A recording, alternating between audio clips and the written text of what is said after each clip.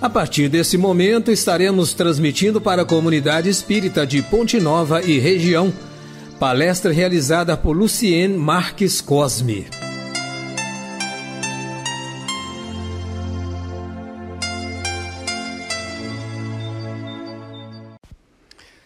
Cumprimento a todos os amigos, ouvintes desta palestra, desejando vibrações de paz e harmonia.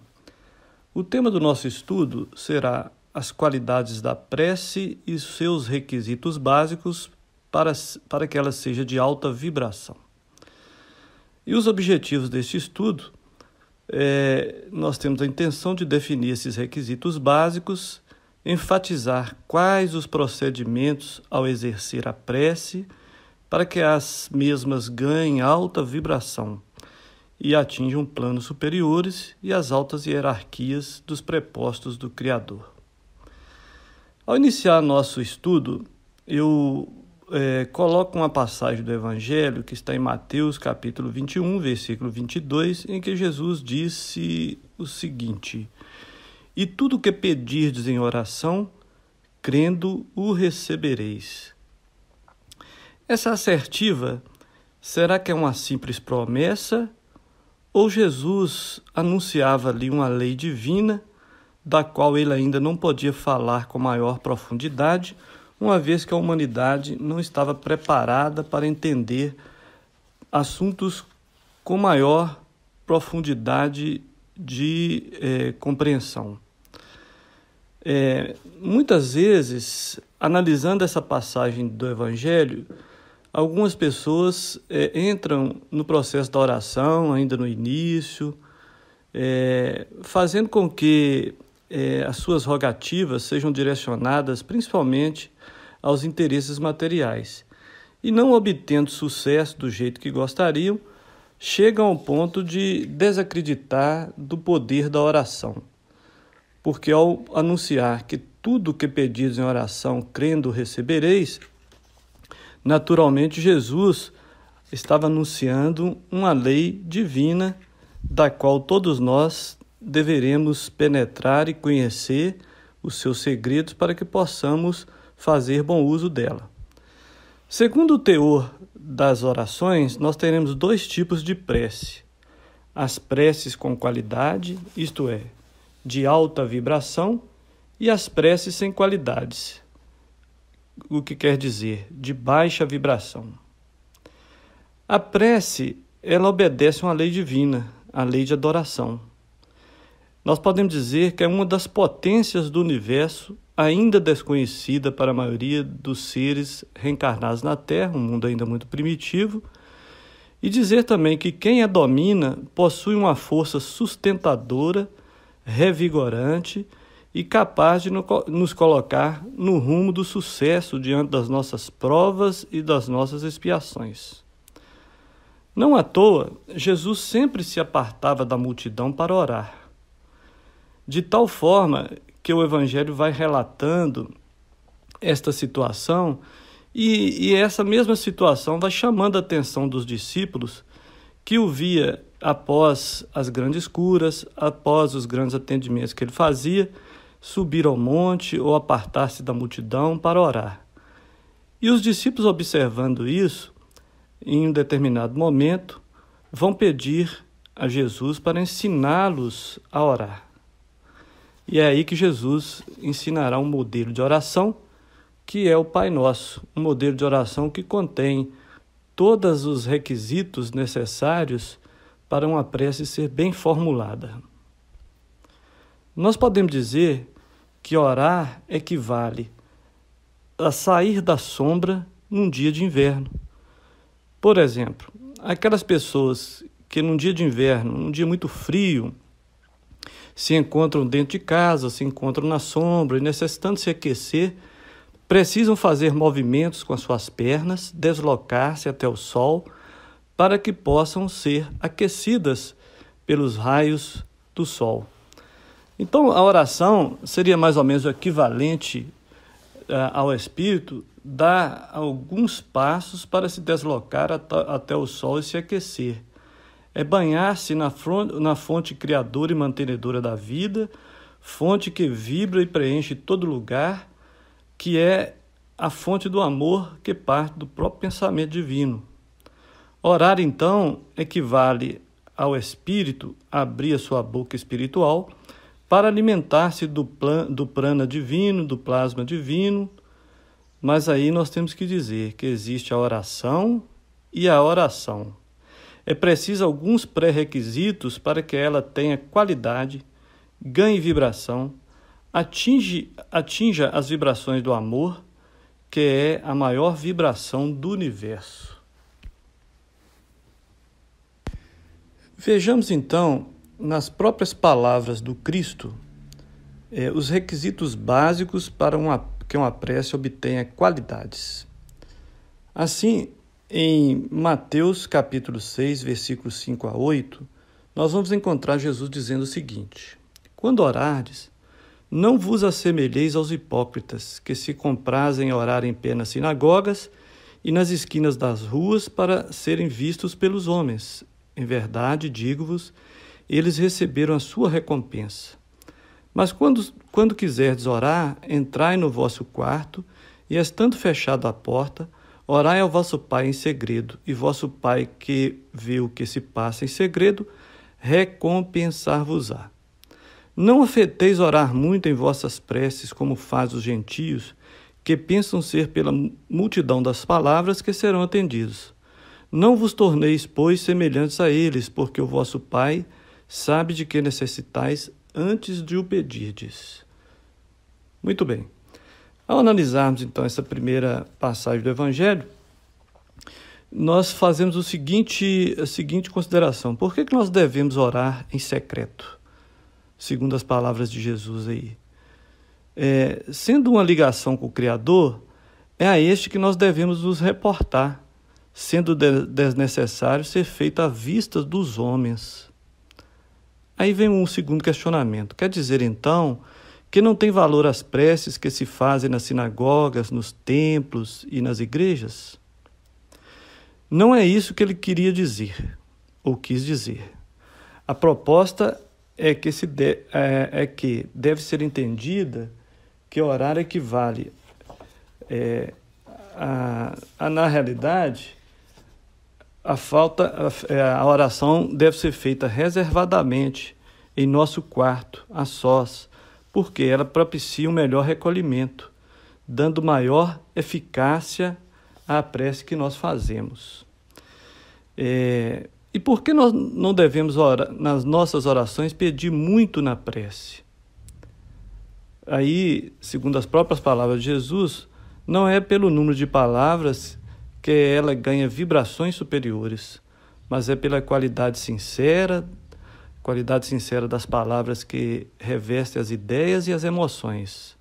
Nesta primeira passagem, então, Jesus falou sobre 2 requisitos básicos da oração: recolhimento e concisão, isto é, que nós estejamos em silêncio, que estejamos num ambiente que propicie recolhimento e que não utilizemos demasiadas palavras, mas sim aquilo que vaza do coração diante das nossas necessidades e diante daquilo que nós estamos buscando com a oração. Muito bem.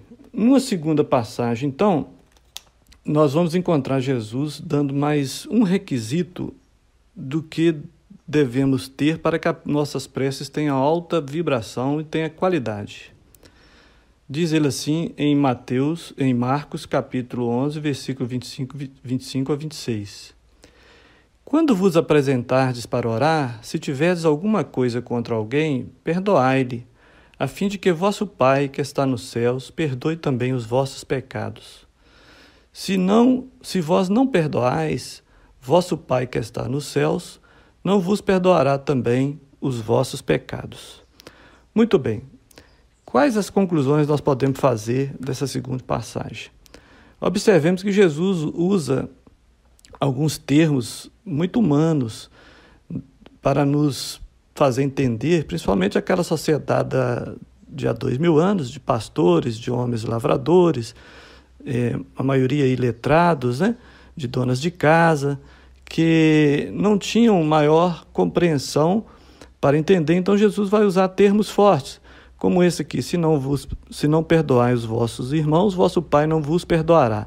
Como se Deus fosse um ser humanizado, acima de todas as querelas, como se Deus fosse um ser quase humano. Mas vamos tirar o espírito da letra. Por que nós não devemos orar alimentando, possuindo mágoas de alguém? Vejamos, orar é um ato de comunhão com o Criador. Este mesmo Criador vibra no diapasão do amor, de tal forma que São João Evangelista, na sua velhice, não podendo mais fazer as suas preleções, ele dizia que Deus é amor. É a única palavra que ele falava, nas suas colocações, já muito velhinho, para que os seus seguidores pudessem compreendê-lo. Então, se Deus é amor, o amor é a grande lei e a grande energia sustentadora emanada do próprio pensamento divino.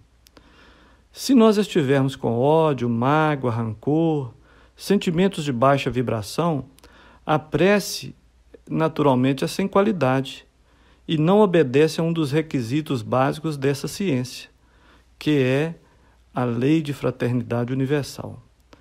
Nesta segunda passagem, então, Jesus falou de mais um requisito básico, a pureza de coração.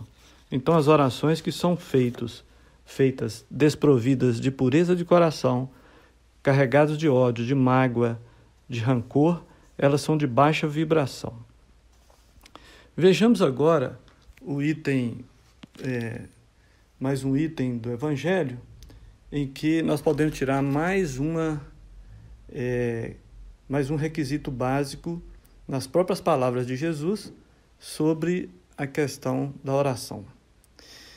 Ele contou também esta parábola a alguns que confiavam em si mesmos como sendo justos e desprezando os outros. 2 homens subiram ao templo a fim de orar. Um era fariseu e o outro publicano. O fariseu, estando de pé, orava assim consigo mesmo: Meu Deus, eu vos rendo graças, pois não sou como os outros homens, que são ladrões, injustos e adúlteros, nem mesmo como esse publicano. Jejuo 2 vezes por semana e dou o dízimo de tudo o que possuo. O publicano, ao contrário, mantendo-se distante, não ousava sequer erguer os olhos ao céu, mas batia no peito, dizendo: Meu Deus, tende piedade de mim, que sou um pecador. Eu vos declaro que este retornou entre os seus justificado, e não o outro, porque todo aquele que se eleva será humilhado, e todo aquele que se humilha será exaltado. São Lucas, capítulo 18, versículo 9 a 14. Muito bem. Nós podemos depreender, então, dessa passagem mais uma característica fundamental da oração para que ela atinja grandes vibrações e possam subir as alturas, a fim de que nós, de alguma forma, obtenhamos sucesso nas respostas. O que evidenciou o comportamento do fariseu? Nós podemos dizer orgulho e vaidade.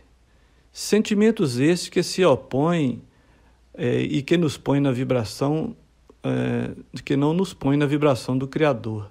O Criador, segundo as características citadas por Jesus, é toda humildade, é toda pureza, é todo amor e caridade e todo predisposto ao perdão. Se nós não estivermos nessa vibração, que são esperadas e praticadas pelos espíritos superiores, representados na Terra na figura máxima do modelo e guia que Deus proporcionou à humanidade, a figura de Jesus, que era toda humildade, a prece não tem as vibrações necessárias.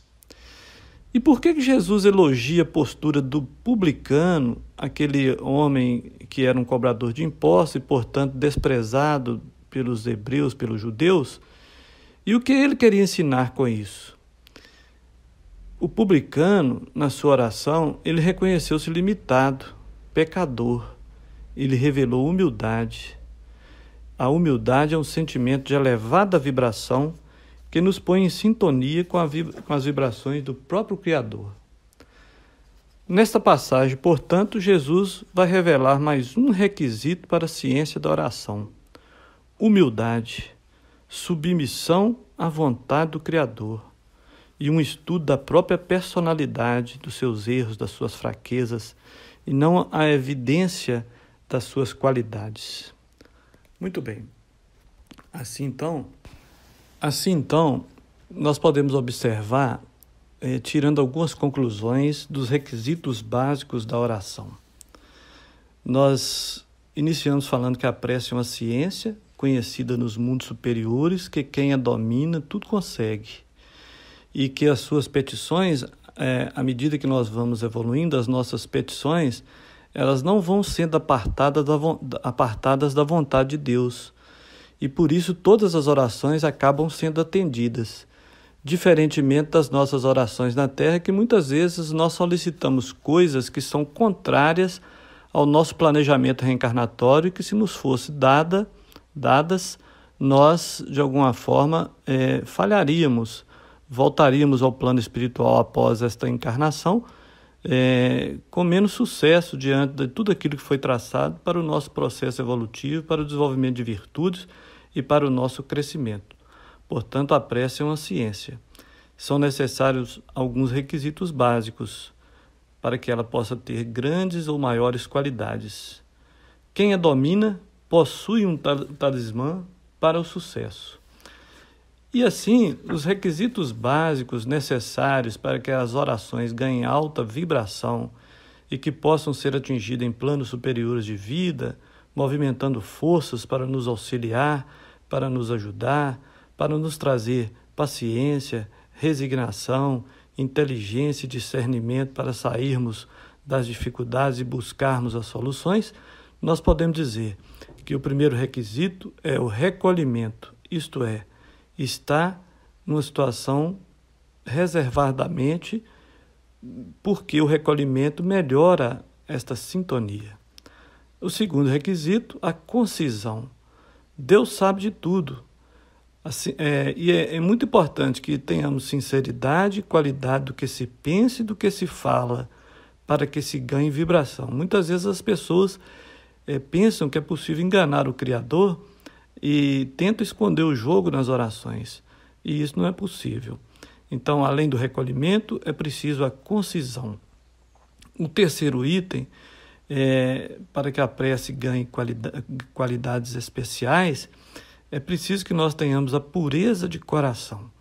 As preces carregadas de mágoas, sentimentos, elas são de ressentimentos, elas são de baixos sentimentos, e são contrárias à lei do amor, e, portanto, elas são de baixa vibração. Muito importante, portanto, que aquele que se entra no processo da oração, que entra no processo da busca da ajuda pela prece, ele, de alguma forma, alivie seu coração dos baixos sentimentos, das mágoas, dos ressentimentos, para que ela ganhe vibração.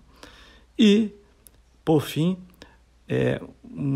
outros requisitos básicos, para nós finalizarmos, além de recolhimento, concisão e pureza de coração, a prece ela requisita humildade e submissão, isto é, o estudo das nossas fraquezas, se colocar sob o arco de proteção divina, expressando aquilo que nós precisamos modificar em nossa personalidade, aquilo que nós precisamos superar de dificuldades. Podemos dizer, então, que quem domina essa ciência possui o grande talismã que leva o espírito a conseguir tudo aquilo que deseja nas palavras de Jesus, tudo o que pedidos em oração, crendo que o recebereis. Portanto, meus amigos, essas colocações que nós estamos fazendo para vocês aqui, elas, de alguma forma, são muito importantes para que nós ganhemos as vibrações em nossas orações. Na oração, nós podemos propor 3 situações: louvar, agradecer e pedir. A situação do louvor é, na realidade, um ódio que se faz ao Criador uma honra que se dá ao Criador pelas belezas da criação, pelas maravilhas da natureza. E todas as madrugadas nós podemos ver como a natureza é um exemplo para nós, nos indicando o que nós devemos fazer no quesito de louvor a Deus. Os pássaros que cantam, os animais que de alguma forma manifestam a sua gratidão ao Criador, as plantas que nas madrugadas, no início do nascer do sol, deixam revelar um perfume maravilhoso que nos enebria. De alguma forma, é como se estivesse fazendo uma honra ao Criador. Na oração também, nós podemos e devemos agradecer, né? Agradecer por todos os benefícios recebidos, por todas as oportunidades no processo evolutivo na Terra, seja no campo intelectual, no campo moral. Agradecer pela família, agradecer pelo trabalho, agradecer pelos amigos e também agradecer pelas dificuldades que nos ajudam a crescer e nos fazem mais fortes. E, por fim, pedir. As orações, elas podem ser, de alguma forma, formuladas em formas de pedidos. Pedidos de ajuda, de auxílio, de melhoria, em todos os aspectos. Pode ser também os pedidos de ordem material, mas, principalmente, os pedidos de ordem espiritual, a aquisição de paciência, de resignação, de humildade, de simplicidade, de bondade, de disposição à caridade e da aquisição de todas as grandes virtudes que podem nos elevar e fazer com que nos desvinculemos de mundos primitivos como a Terra, onde a dor impera, o sofrimento grasa, onde, na maioria das vezes, os espíritos aqui reencarnados, que somos, na grande maioria, espíritos inferiores, estamos mais dados ao ódio do que ao amor. Para finalizar, eu agradeço a oportunidade, desejando a todos os amigos que nessa virada de ano repensem as suas posturas, que nós repensemos as nossas posturas e que nessa virada do dia 31 possamos utilizar bem as nossas orações, rogando para que o ano de 2021 nós consigamos maiores sucessos nos nossos empreendimentos, principalmente no nosso projeto de mudança espiritual e de aquisição dos bens mais importantes, que os ladrões não roubam, as traças não corroem, nem a ferrugem consomem, que são as riquezas da alma. Um abraço a todos, muita paz.